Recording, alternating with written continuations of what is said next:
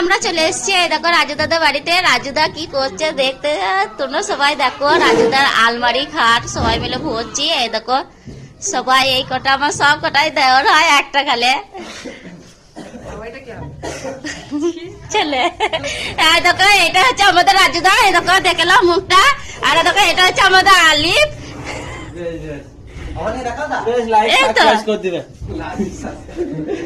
মুখটা দেখে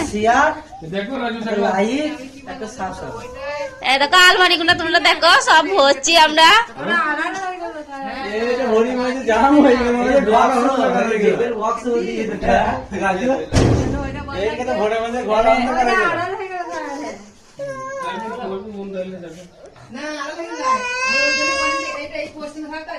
সেই জন্য বলছি এটা বুদ্ধি থাকা আগেই বলে দাও।